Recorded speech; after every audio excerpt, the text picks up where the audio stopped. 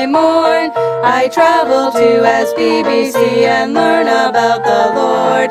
I get there on a big red bus and sing my favorite songs. I love to go to Sunday school, a place where I belong. The reason I love Sunday school, it's not about the fun. It's all about the one who cared, the one who sent his son. He sent his son to die for me, and that's one thing I know. I'm glad I have SBBC, a place I love to go. I feel like I'm at home when I'm at SBBC, like a gathering with my family. Every time I make it out to SBBC, wisdom from God's holy word I will receive.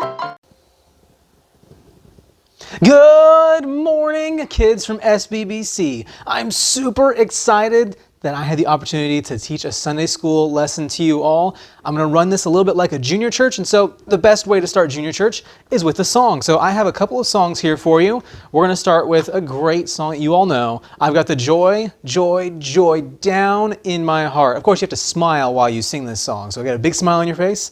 And here we go. I've got the joy, joy, joy, joy down in my heart. Where? Down in my heart. Where? Down in my heart. I've got the joy, joy, joy, joy down in my heart. Where? Down in my heart to stay. And I'm so happy, so very happy. I had the love of Jesus in my heart, down in my heart, and I'm so happy, so very happy. I have the love of Jesus in my heart. There's another verse that goes like this. I've got the wonderful love of my blessed Redeemer way down in the depths of my heart. Where? Down in the depths of my heart. Where? Down in the depths of my heart. I've got the wonderful love of my blessed Redeemer way down in the depths of my heart. Where? Down in the depths of my heart to stay. And I'm so happy, so very happy. I have the love of Jesus in my heart, down in my heart, and I'm so happy, so very happy. I have the love of Jesus in my heart. Nice singing. So now it is game time, and I'm going to ask a couple of questions. We're going to do Bible trivia. And the way we'll do this is I'm going to split you all up who are watching into 3 groups: beginners, primaries, and juniors. And so in a second, I'm going to ask a question for just the 4 and 5-year-olds. And so right now, get your parents, make sure they're close by, they're ready to comment on this so that you can send in your answer. And the first person from each group that has the right answer, I will personally bring a very special prize to your house today. This afternoon, once morning church is all done, I'll come over to your house. I'll bring you a special prize if you're the first person with the right answer for your age group. So right now, this first question, only 4 and 5-year-olds. Nobody else answered, just 4 and 5-year-olds. Your question is, who built the ark? What's the name of the man who built the ark? God told him, you need an ark, a flood is coming, save the animals and your family. What was that man's name? So 4 and 5-year-olds, take a second, tell your parents what your answer is. They'll type it in the comments right now. I've got my expert team of judges watching closely, ready to see. That person was first.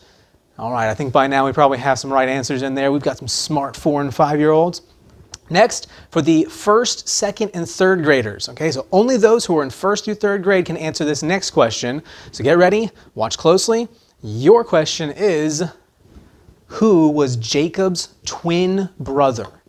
Jacob, guy in the Bible, he had a twin brother. What was his name?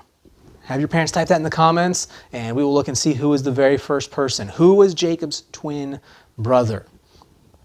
All right, I'm sure we have some right answers there. We went over that pretty recently. Well, I say recently. It's been a few weeks since we had primary church, but we went over that story in one of our last weeks that we had primary church together. All right, last one, 4th, 5th, and 6th graders. Of course, I had to find a harder one for you all. You're older. You're supposed to be super smart. So 4th, 5th, and 6th graders only. I will give you your question right after a quick water break. All right, going to pause.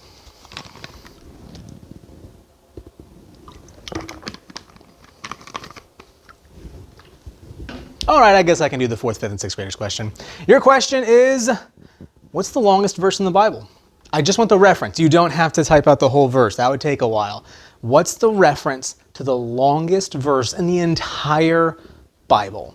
All right, so you're probably thinking, you're checking, you're looking it up, finding the exact reference. Have your parents type that in the comments. And then once I see who the top people are, you all will get a visit from me later today with a special prize just for you. All right, that's our game time. Let's sing one more song before we get into our story. Lord, prepare me to be a sanctuary, pure and holy, tried and true. With thanksgiving, I'll be a living sanctuary for you. All right, young people. Get settled in, find a comfy place to sit, get your hands all folded in your lap, sitting up straight and tall, ready and listening. It's story time. Today is a very special day on the calendar. Today is Mother's Day. And I'm sure you all are excited about spending time with your mother today. And we're going to talk about how special moms can really be. And we're going to talk about first some mothers who are in the Bible, and they are really awesome people. Here's the first one. I want you to learn a new name probably. You may never heard this lady's name before, but this is Jochebed. That's a different kind of name. You probably don't know anybody named Jochebed, but this lady, her name's Jochebed, and she was an Israelite living in Egypt. And she had a little boy named Moses. Now, that name we do know. I'm sure most of you have heard of Moses before, and he went on later in life to be a very special man and a very powerful man that God used. But it didn't start that way. In Egypt at the time, the ruler of Egypt, Pharaoh, hated the Jews. And he gave specific instructions that any baby boys that were born were supposed to be killed. Now, Jochebed, she was about to have a baby, and I'm sure she was worried. She was sitting there thinking, oh, if it's a baby boy, his command is that they be killed. I want to protect my son. Well, the baby was born, and it was a boy. So Jochebed was thinking, oh, what are we going to do? And so she hid her son as best as she could for quite a while. But as the baby got older, she realized, I'm not going to be able to hide this baby anymore. God, what should I do? How do I protect this son that you gave me? She loved Moses so much, she wanted to protect him and save his life. So what she did is she built a little ark, kind of like that question we had earlier. And it was just a small basket almost, and she covered it in special tar to keep it sealed and make sure that it would float. She took baby Moses, put him in this basket, closed it up, and she put it in the Nile River and let it go. And she was hoping that it would carry Moses to a safer place, far away. And so she gave up her own son to try and keep him safe. And we know the story goes on that Moses was saved miraculously by Pharaoh's daughter, and God used Moses for some mighty things. That's one of our first mothers that we find in the Bible. The next one is this lady right here. Her name is Hannah. And Hannah had a little baby named Samuel. Now, I really like that name, but that's because my baby boy's name is Samuel. And so Hannah, when she was married, she wasn't able to have children for a long time, and she wanted one so badly. She wanted to have a little baby she could take care of and could love, but she didn't have one. And then she was so worried about it, she did what we all should do if we're worried about something. She prayed and she asked God, God, please, I would really love to have a son. And she made a promise to God. She promised, God, if you give me a son, I will actually take him to the temple. When he's old enough, I will have him serve you at the temple. I'll have him serve Eli, who is the high priest. Well, God did give Hannah a son. And as he got older and he grew up and he didn't need his mother anymore, Hannah honored that promise and she kept her word to God, and she took Samuel to the temple, to Eli, the high priest, where Samuel learned how to take care of things in the temple, and he helped Eli, and he became a servant working there in the temple, taking care of things for God's house. And Hannah gave up her son in order to let him be a servant there. She loved him very much, but she knew that that was what was best for Samuel. And then one more mother we know in the Bible, a very famous one, and that lady is Mary. Mary was a young lady who was about to get married to a man named Joseph. And suddenly, an angel showed up one day. Whoa! What do you want? The angel looked at Mary and said, Mary, I've got some exciting news. Because you are such a wonderful lady, because you love God so much, God is going to give you a baby. And it's not going to be any baby. It's going to be a very special baby. It's going to be a little baby that you are going to call Jesus. Mary was the earthly mother of Jesus, of our Lord, our Savior, Jesus Christ. And so Mary's sitting there thinking, this is amazing. I'm really honored. I'm humbled by this. This is incredible. What do you want me to do? And the angel just simply told her, continue living for God. Raise this boy the way you're supposed to. And we know the story about Christmas time, how Joseph and Mary went to Bethlehem and there wasn't room for them in the inn. And so they were actually in the stable where the animals were. And Mary was so excited when that little baby came and she got to hold him. She loved him. She began to take care of him.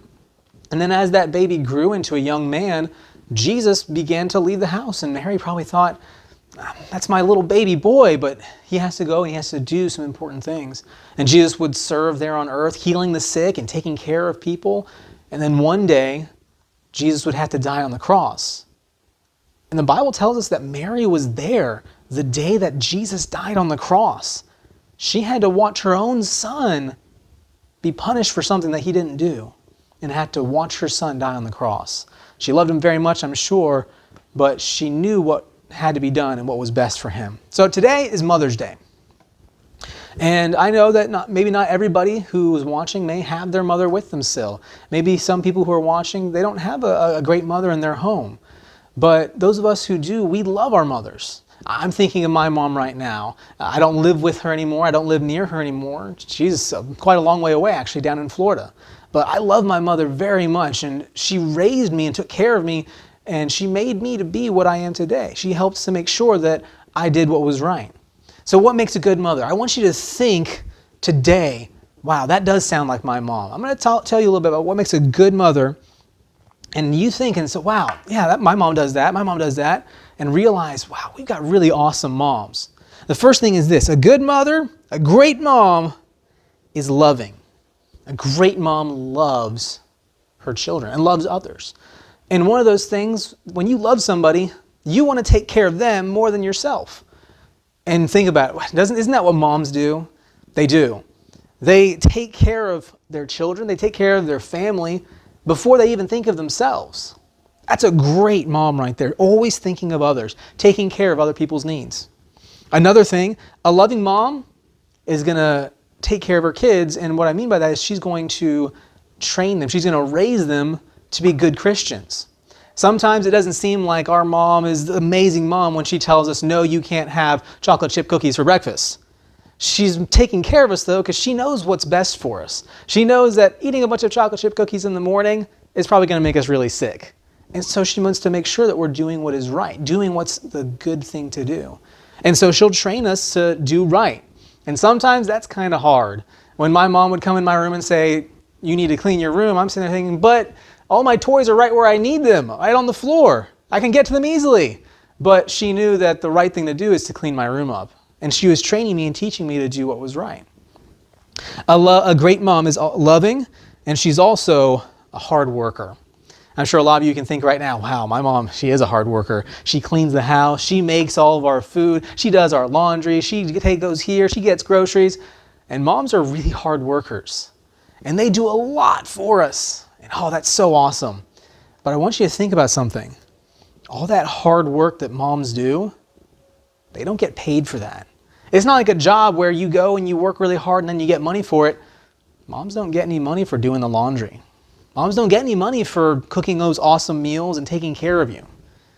Even though they don't get paid to do that, moms love us and they still do those things. They still take care of us and they still are awesome people. So here's what I want you all to do. Kids, this is what I want you to do. I want you to help make Mother's Day today a very special day. And really, you can make every day a special day for your mom. Some things that you can do to help your mom on Mother's Day and every other day, making it special, is number one, say I love you. Probably you say it every now and then, but I want you to really pause for a second. Even when this video is done, even as soon as we're done with Sunday school, I want you to go to your mom and I want you to really mean it. I want you to really tell her, Mom, I love you. And at the same time, you can do this next one. You can say thank you. I don't think that we say thank you enough. It's something that doesn't get said very often. and I think it should be said more, especially to somebody who works so hard and doesn't even get paid. The least we can do is to say thank you to her and to say, Mom, thank you for working so hard. Mom, thank you for doing all this for me. Mom, thank you for telling me to clean my room even though I don't want to. You don't have to put in that last part, just say thank you. Help make the day special. Maybe don't let your mom do all the work. Maybe you should help do dishes if you know how to. If you know how to cook and to clean, if you're big enough to do that, help out. Make the day super special. Tell Mom, I got the dishes. You go sit down, you relax, and I'm going to do it. Happy Mother's Day. We love you and thank you for what you do. Something else you can do is you can make sure that you always obey and you always honor your mother. The Bible talks about that. The Bible talks about how as children we're supposed to obey our parents. Well, your mom is one of your parents. The Bible also says we're supposed to honor our father and mother. And so every single day, not just Mother's Day, but every day, make sure that you let your mom know, I love you, Mom. Thank you for what you do. Obey her right away. Honor her when she tells you to do something. And those will be very special things for your mother. She'll appreciate that. She'll love that you are willing to do that. So I hope that you all make Mother's Day a very special day. And bonus question, think back real quick. I only said it maybe 1 or 2 times. I will give out one extra prize this afternoon to the first person who comments the name of Moses' mom. What was Moses' mom's name? I mentioned it earlier in story time. You find it, you plug it in the comments, and that'll be a bonus question for you all. All right? Good. Give you a chance to do that. But once again, I was really glad I got to be with you all today to do some Sunday school with you all. I'm looking forward to being back in primary church with those 1st through 3rd graders and getting to spend time with you and getting to do junior church and doing primary church with you. And soon we will be able to. But for now, we get to have Sunday school on the internet, and we'll make the most of it. But I hope you all have an awesome day. Tell your mom you love her. Tell her thank you. And we will see you all in a couple weeks. Bye.